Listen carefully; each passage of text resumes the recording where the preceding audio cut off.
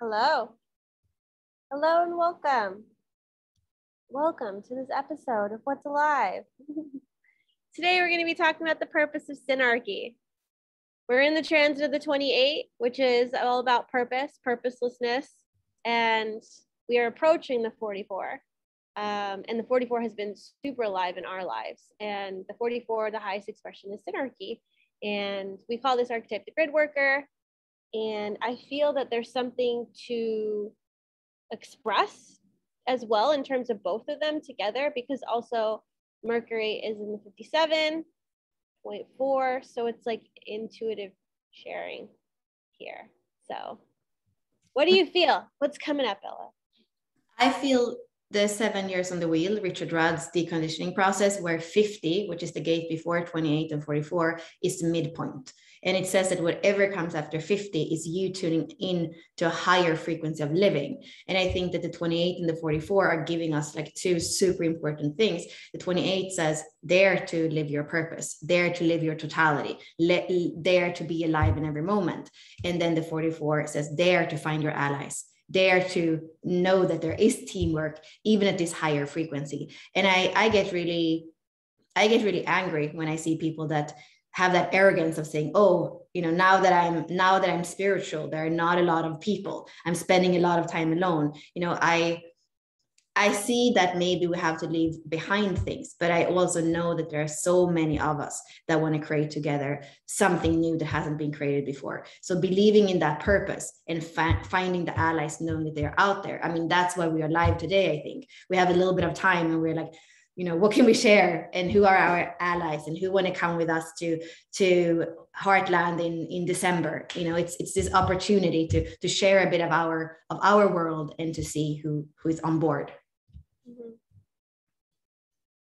Yeah, I mean, the 44, ever since we recognized and invited the 44 into our lives, I mean, for so long we've been working with partnership, and what does it mean to develop partnership and role modeling that partnership in other synarchies and other groups, and knowing how to flow with each other. And I think that synarchy isn't something, and teamwork isn't something that just like, oh, we can orient into this, it's fine. You're going to bump up against the other person. There will be friction because we're different, we're differentiated. And what it takes is patience and time and a willingness to know the other, and a ability to articulate who you are and what you bring to the table and what you are for and what you are not for. Because we can all fill all the different roles if we wanted to, especially if you're versatile, you can fill anything.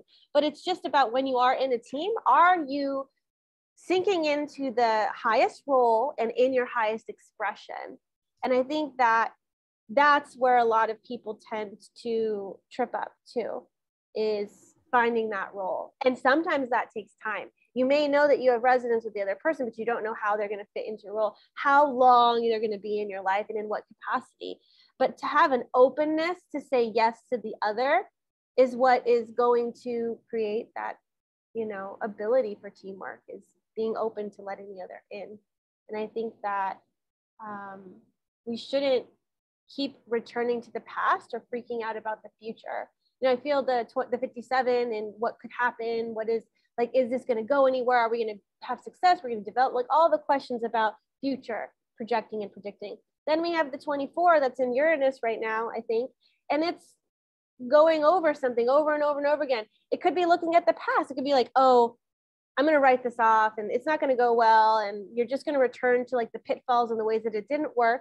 And so then you're not giving the opportunity to have that unity, that union with the team. And Uranus is going to go back to the 2, right? Is it going to go back to the 2, Bella? Or are we done with the 2? Yeah. So in the transit, it's going to come back, and it is going to have another opportunity for you either to dislocate and to feel like, oh, no unity here. Or you can say yes, accept the team, and see what is here for you, in the synarchy. There's always a purpose, even if it's uncomfortable. Yeah, I love what you're saying. So the 28 and the 44 are Scorpio gates. And I did a live with Adela on Monday And she was saying she sees the 44 as the karmic cleaner. And I said, interesting. Maybe I would have thought that was the 47, you know, that oppression key that works in the ring of alchemy. But I can see the 44 and the 28. They aren't afraid of going deep, because they know that if you're going to create a team and a purpose together, you're going to have to go deep. You're going to have to clear out some karma. You're going to have to clear out those beliefs of like the future is going to be like the past, for good or for bad. So I can see how both these keys, they are not allowing us to work on the surface. They are going to have us go down and see what doesn't work in teamwork. When you are in purposelessness, like it's going to have those, the interference and the purposelessness are part of relationships.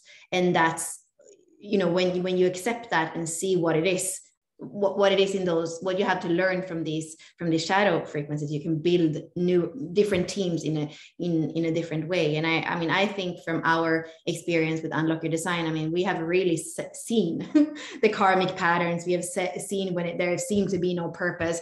And I feel like with a lot of Scorpio activation in my chart, and you have a lot of Scorpio, especially in your progressed charts, like we are always we always have to look into that, like what's the purpose with this, and even feeling on our skin that kind of purposelessness. Are we, you know, have we signed up for something that really has a purpose? Are we aligned?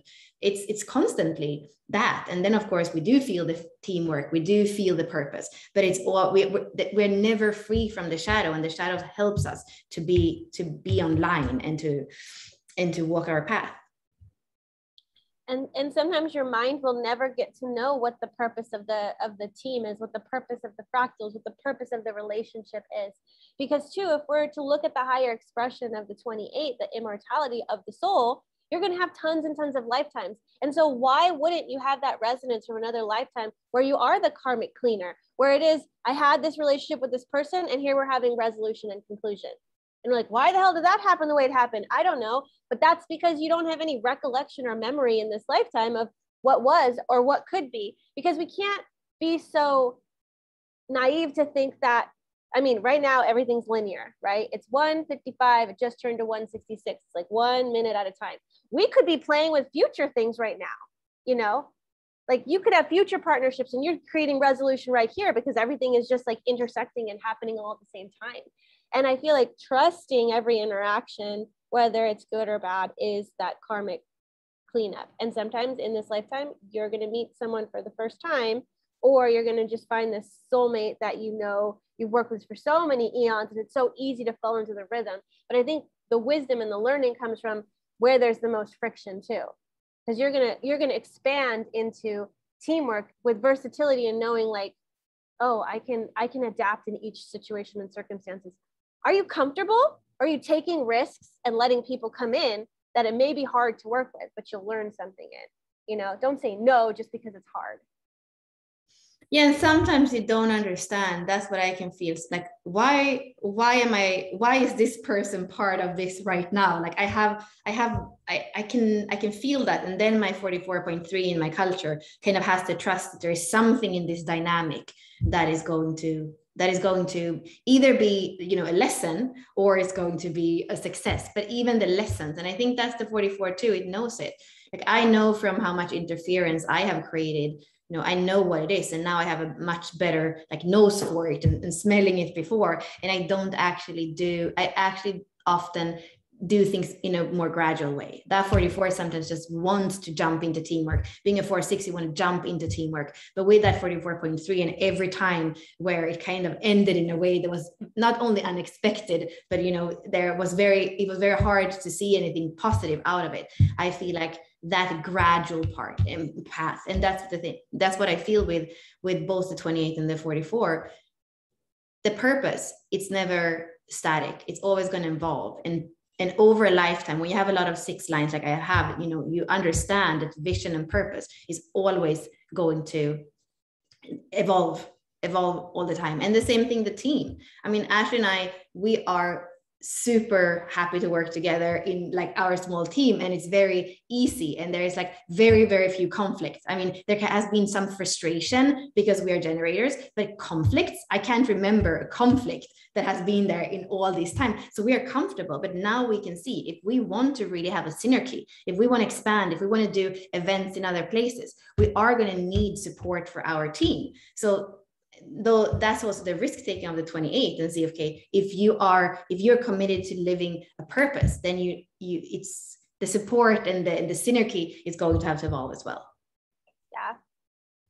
And the last thing I would mention about the 44, which is the Synarchy we're talking about, and that's the highest expression Synarchy, and we use that term loosely, but it is like an anomaly of like just being able to orient and come into your perfect place within the fractal, you know, and that's just pure allowing instead of like, oh, I think it should be this or that. Anyways, what I was going to say about the 44 is it does need to be in person, and it does use its nose to distinguish who's on its team and who's not. Me and Bella have never met in person. I've never smelled her. So we could meet and be like, oh no. Yeah.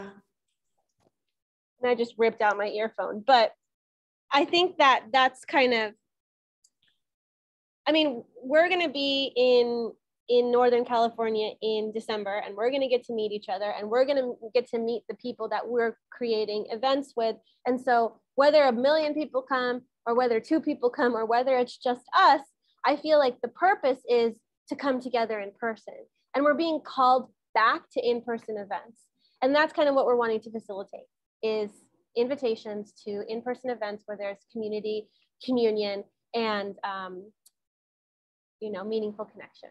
So, and I have got, and as many people that were interested to come as participants, as many people that are facilitators have contacted me wondering about this thing that we are co-creating. So you can see, you know, on all different levels of co-creation, there is life and sparking. And that, for me, that's super amazing, because I'm not about competition. I'm all about collaboration. So when I hear that and see that and feel the support of other people that do similar work, I love it, because it's not this pointing fingers. Oh, they are doing this event, now we have to copy it and put it in the same date so that they don't, you know, like that's the kind of thing I saw when I was working with events. And that's not what I'm experiencing now. And that already makes me feel like the sector of work that we're in, it's completely different. And I'm so happy to be working in this sense where people are excited for each other instead of there is jealousy and competition. Mm-hmm. Yeah, so if you feel called to our Synarchy and you want to smell us in person too, you're invited. Otherwise, just keep tuning in. We're going to be talking about the 44 a lot with our Synarchy sessions. It's tomorrow at 3 p.m. Pacific, 6 Eastern. You can tune in then, and it'll be fun. But thank you for joining us. Bye. I'm going to leave, Ashley. Bye. Bye.